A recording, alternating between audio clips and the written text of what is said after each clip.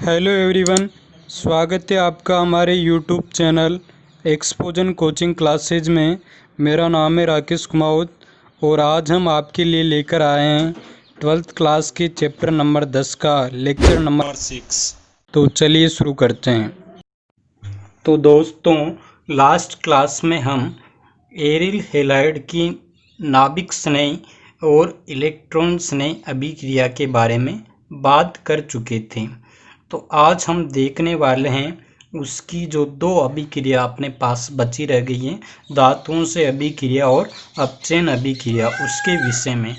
तो यहाँ पर जैसे मैंने बोला था कि जो एरिल हैलाइड हैं वह नाभिक स्नेह प्रतिस्थापन अभिक्रिया आसानी से नहीं देता है, जबकि इलेक्ट्रॉन स्नेह प्रतिस्थापन अभिक्रिया आसानी से देता है।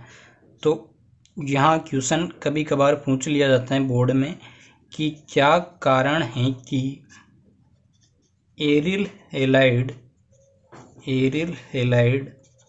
नाभिक स्नेह प्रतिस्थापन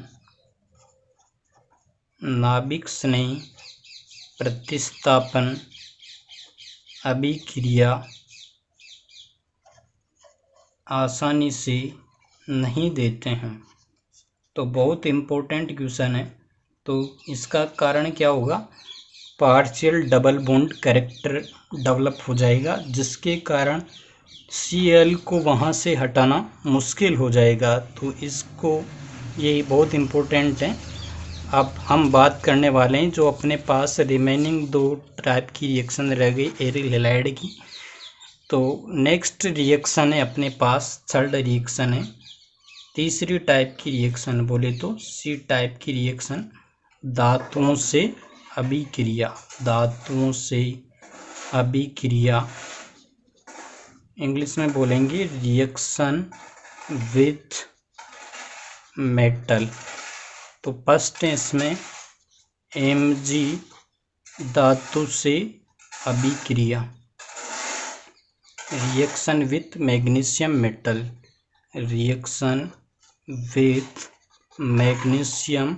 मेटल। तो अपने पास ये हैं क्लोरोबेंजीन, और मैं अगर इसकी अभिक्रिया मैग्नीशियम धातु से कराता हूँ, वही उत्प्रेरक के रूप में क्या लेना है? शुष्क ईथर, ड्राई ईथर लेना है। तो क्या होगा? फेनिल मैग्नीशियम ब्रोमाइड का फॉर्मेशन होगा, क्लोराइड का फॉर्मेशन होगा। यहाँ Cl है तो क्या होगा? Cl ही आएगा। तो फेनिल मैग्नीशियम क्लोराइड एक प्रकार का क्या है, अपने पास उत्पाद हैं जो ग्रिग्नार अभिक्रमक कहलाता है। ग्रिग्नार अभिक्रमक, क्योंकि इसकी खोज ग्रिग्नार नामक वैज्ञानिक ने की थी, तो उसके तर्ज पर इसका नाम ग्रिग्नार अभिक्रमक दे दिया। अगर मैं क्या करवाता हूँ, आयोडोबेंजीन से ग्रिग्नार अभिक्रमक बनाता हूँ, तो उत्प्रेरक के रूप में अपने को शुष्क ईथर लेने की जरूरत है नहीं। यहाँ उत्प्रेरक के रूप में टेट्राहाइड्रो अगर फ्यूरेन लेंगे तो भी ये बन जाएगा टेट्राहाइड्रोफ्यूरेन, THF। तो क्या बनेगा उत्पाद अपने पास?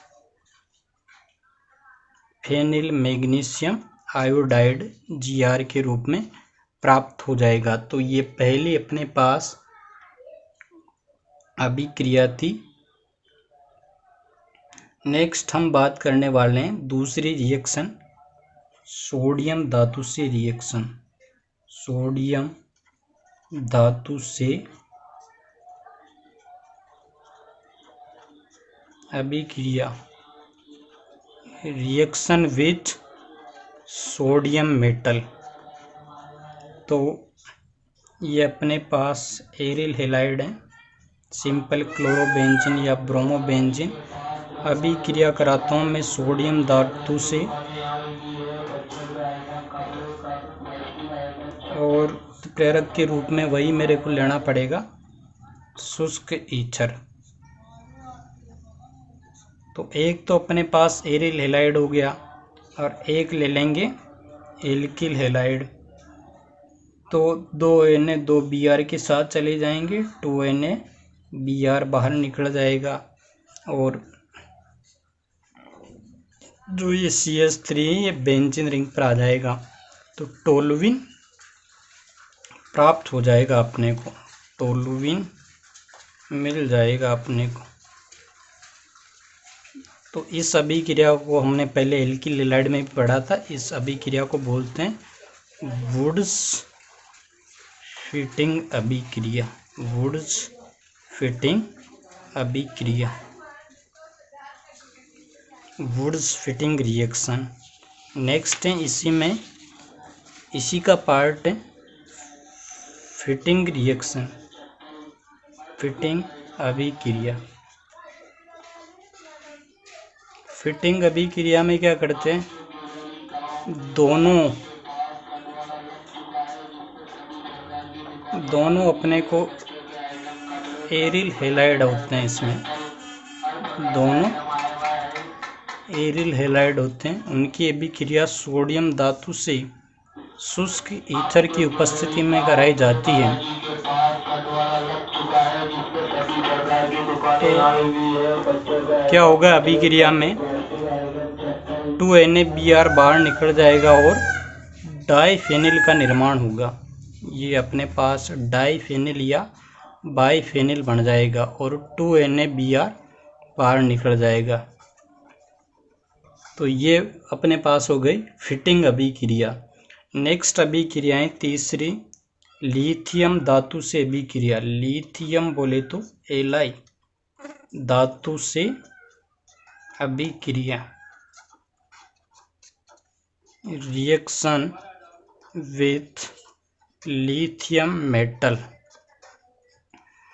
तो क्या करना है अपने को, वही क्लोरोबेंजीन या ब्रोमोबेंजीन लेना है, अभिक्रिया करवानी है, लिथियम धातु से उत्प्रेरक के रूप में लेना है शुष्क ईथर। तो क्या होगा, एक Br एक Li के साथ चला जाएगा और दूसरा जो लिथियम है वह बेंजीन रिंग पर अटैच हो जाएगा। तो इससे जो प्रोडक्ट बनेगा वो फेनिल लिथियम बनेगा। क्या बनेगा, फेनिल लिथियम, लिथियम। नेक्स्ट अभिक्रिया है इसमें, नेक्स्ट जो अभिक्रिया है वो कॉपर से अभिक्रिया, जो अभी नेक्स्ट पेज में देख लेते हैं। कॉपर चूर्ण से अभिक्रिया, कॉपर चूर्ण से अभिक्रिया। तो कॉपर चूर्ण से अभिक्रिया के लिए क्या करना पड़ेगा, यहीं पे देख लेते हैं उसको। नेक्स्ट अभिक्रिया कॉपर चूर्ण से अभिक्रिया, कॉपर चूर्ण से अभिक्रिया, रिएक्शन विथ कॉपर पाउडर। अगर अपने पास एरिल हैलाइड है, जैसे ये सिंपल आयोडोबेंजीन है, अगर मैं इसकी अभिक्रिया कॉपर पाउडर से कराता हूँ तो क्या होगा, CuI2 बाहर निकल जाएगा और दोनों जो फेनिल रिंग हैं वो आपस में अटैच हो जाएगी, तो डाइफेनिल का निर्माण हो जाएगा और CuI2 बाहर हो जाएगा और डाइफेनिल या बाइफेनिल बनेगा। इस अभिक्रिया को उल्मान अभिक्रिया भी बोलते हैं। कौन सी अभिक्रिया, उल्मान अभिक्रिया। और नेक्स्ट अपने पास फोर्थ टाइप की जो रिएक्शन है वह है अपचयन अभिक्रिया है। जो अपना फोर्थ टाइप की रिएक्शन है वह है अपचयन अभिक्रिया या रिडक्शन रिएक्शंस। रिडक्शंस रिएक्शंस में क्या होगा, इसमें अपचयन करवाएंगे कोई भी अपने पास, जैसे ये सिंपल हेलोएरिन है, क्लोरोबेंजीन, इसका अपचयन कराएंगे।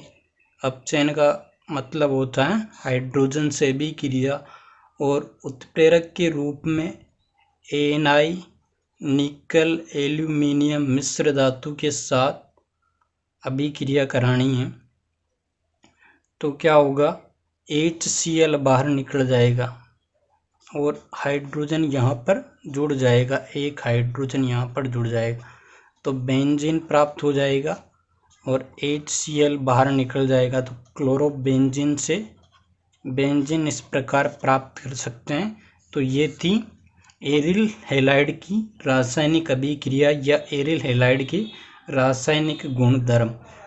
तो सबसे पहले मैं बात कर लेता हूँ हेलोजन व्युत्पन्नों की क्रियाशीलता। हेलोजन व्युत्पन्नों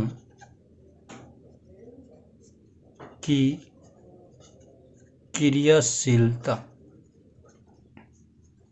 बोले तो रिएक्टिविटी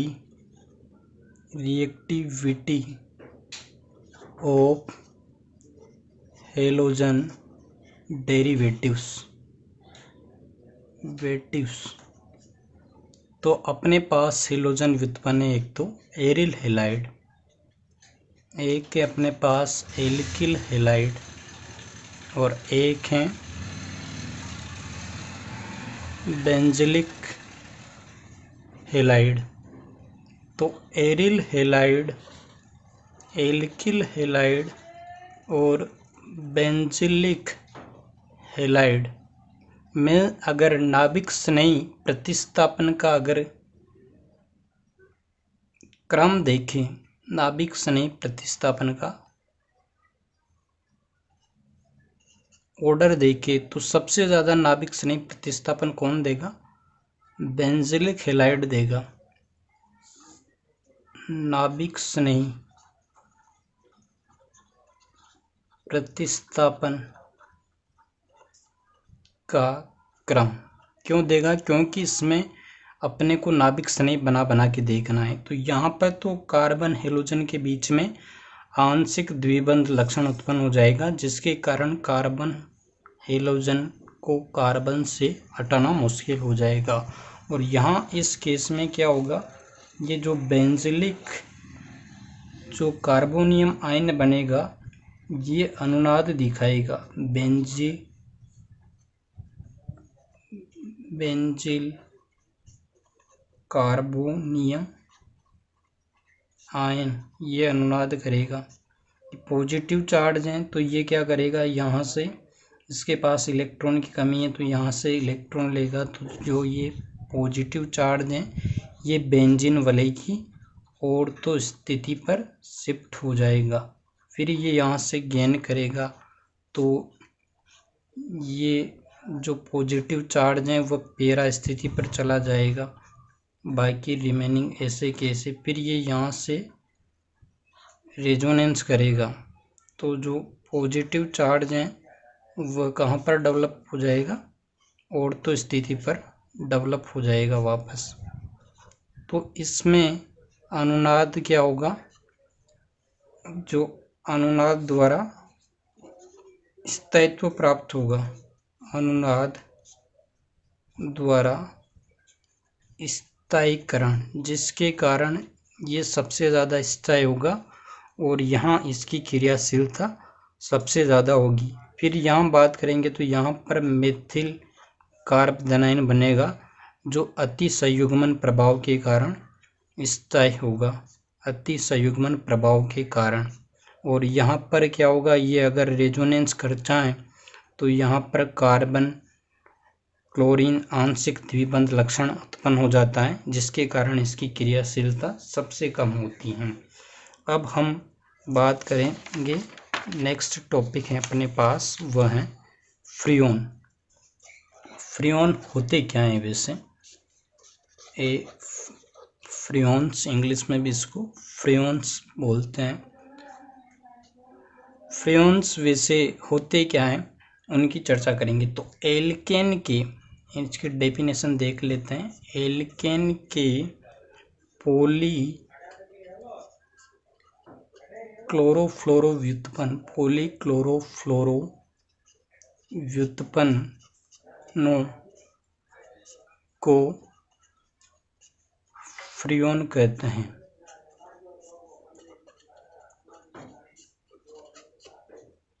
अब फ्रियोन का निर्माण, फ्रियोन का निर्माण, फ्रियोन का निर्माण इंग्लिश में बोलेंगे फॉर्मेशन ऑफ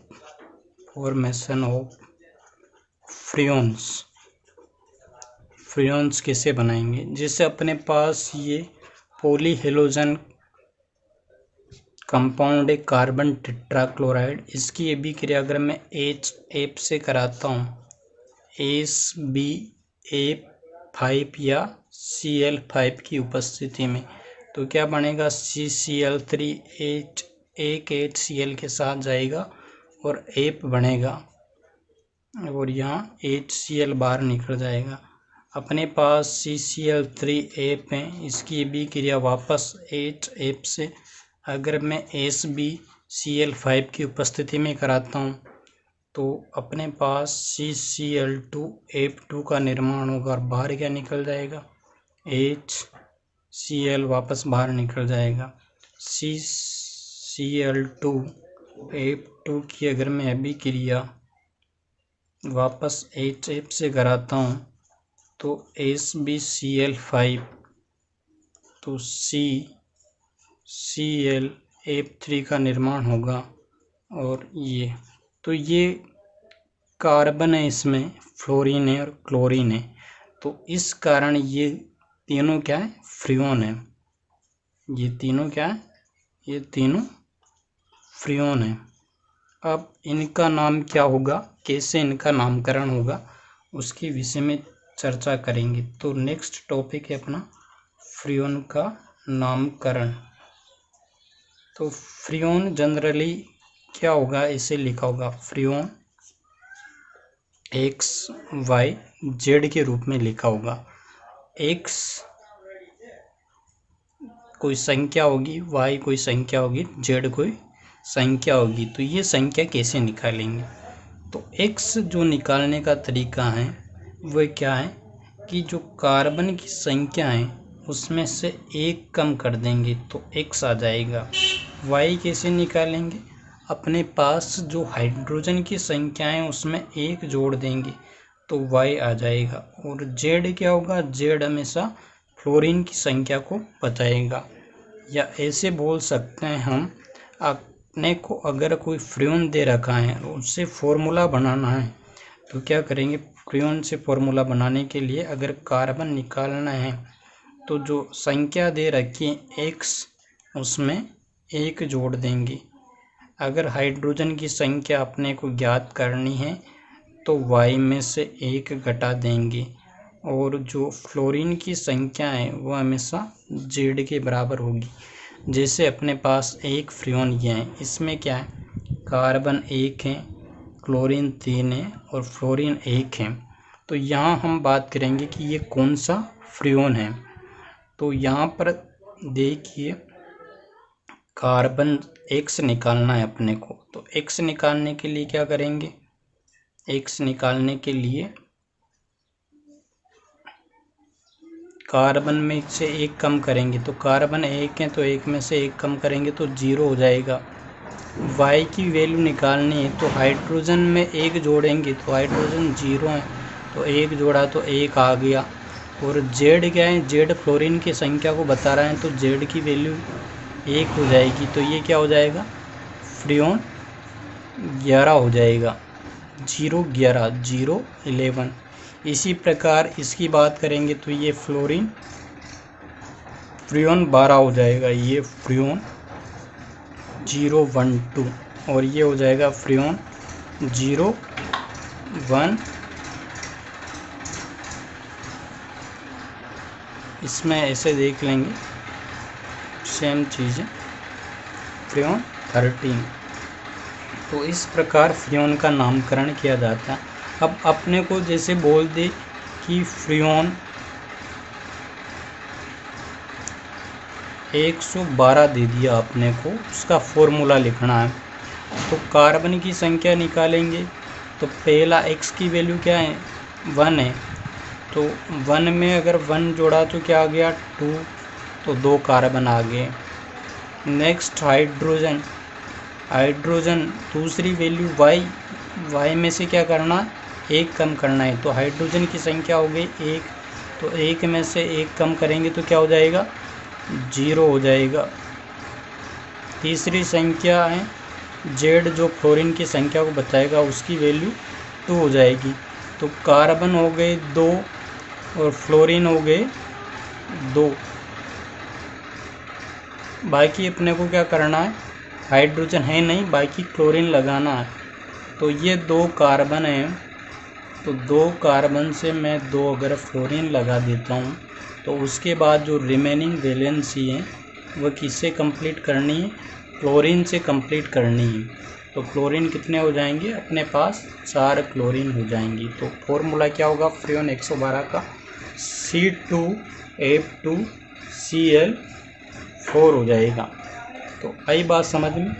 नेक्स्ट, फ्रीऑन का उपयोग क्या होता है, इसका उपयोग रेफ्रिजरेटरों, एयर कंडीशनरों और शीतल संग्राहकों में रसीदक के रूप में किया जाता है।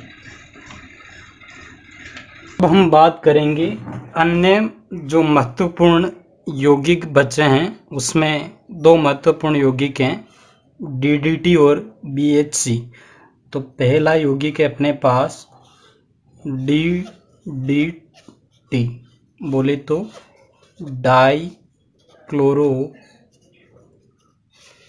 Die phenyl trichloro ethane. तो सबसे पहले इसके निर्माण की समीकरण देख लेते हैं, इसका विरचन कैसे होता है। तो इसका विरचन अगर क्लोरल की अभिक्रिया क्लोरोबेंजीन से कराई जाती है तो इसका निर्माण होता है। तो क्लोरल क्या होता है, एसिटाल्डिहाइड के अगर तीनों हाइड्रोजन परमाणु तीनों क्लोरीन से प्रतिस्थापित हो जाते हैं तो क्लोरल का निर्माण होता है। बोले तो ट्राइक्लोरो जो एथेनेल हैं, एथेनेल वह क्लोरल कहलाता है। और उसकी अभिक्रिया मैं करा रहा हूँ क्लोरोबेंजीन से, और उत्प्रेरक के रूप में मैंने ले लिया यहाँ पर सांद्र H2SO4, क्योंकि मेरे को क्या करना है, निर्जलीकरण करना है दोनों का, जल बाहर निकालना है। निर्जलीकरण मीन्स जल बाहर निकलना। तो क्लोरल से तो ऑक्सीजन का विलोपन होगा और क्लोरोबेंजीन से हाइड्रोजन का विलोपन होगा और ये इसके साथ अटैच हो जाएगा। तो इस प्रकार DDT का निर्माण होगा, इस प्रकार DDT बन जाएगा अपने पास, जो क्या है डाइक्लोरो डाइफेनिल ट्राइक्लोरो एथेन के नाम से जाना जाएगा। तो ये अपने पास DDT प्राप्त हो गया और इसका उपयोग कीटनाशी के रूप में किया जाता है, मच्छरों कीड़े मकोड़ों को मारने में इसका यूज होता है। दूसरा अन्य महत्वपूर्ण यौगिक है अपने पास BHC, बेंजीन हेक्सा क्लोराइड।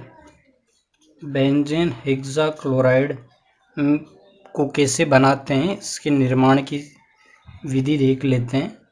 तो अपने पास जो बेंजीन है उसका क्लोरीनीकरण अगर सूर्य प्रकाश की उपस्थिति में या पराबैंगनी प्रकाश या फोटोन की उपस्थिति में कराया जाता है तो जो बेंजीन वलय के 6 सिरे हैं वहाँ पर क्लोरीन जुड़ जाएगा